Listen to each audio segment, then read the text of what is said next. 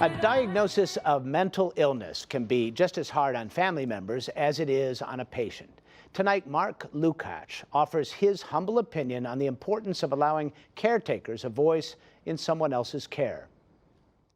At age 27, my wife Julia suffered an unexpected psychotic break. It upended everything we thought we knew. Over the following 5 years, she had 2 more breaks, all of which meant lengthy hospitalizations and even lengthier battles with depression.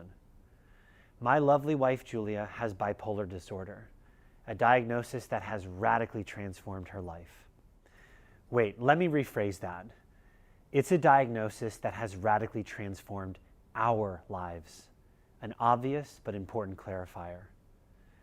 The caregiving experience of mental illness is an unsung narrative, and it's too often that family members are left in the dark around treatment and recovery, either by doctors or by the patients themselves.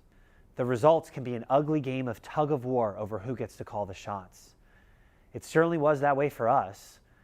Julia wanted to have her say, and I wanted to have mine. She didn't like the side effects of her medication. I rationalized that the side effects were better than the psychosis. I scheduled us for yoga and painting class. Julia stayed in bed all day. As the one living through the lens of suicidal depression, Julia's voice obviously mattered. It was her body and her mind. She was the one taking the pills, so her insistence that she had a say in her treatment was natural.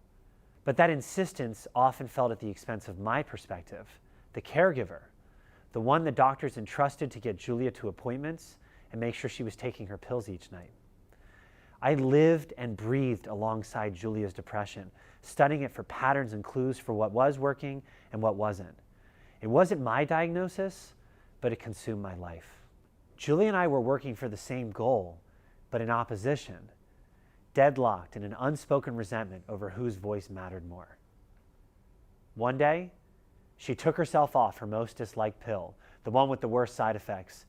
She didn't ask anyone for permission to do it. I freaked out. How could she play her own doctor? Didn't she know that this is how families lose and mental illness wins? It turns out the doctors agreed with her. She was ready to be done with that pill, but they also agreed with me. It was dangerous for Julia to make her own medical decisions. We were both right and both wrong. And this was our lightning rod moment, the epiphany that helped break the cycle of mental illness as a zero-sum game. We chose to redefine her illness as something we shared, ours, and not just hers. Not one voice over the other, but both voices, with equal weight and validity, even when in disagreement. Bipolar disorder had been tearing us apart. But this subtle change of a pronoun from hers to ours transformed it into something that could bring us together.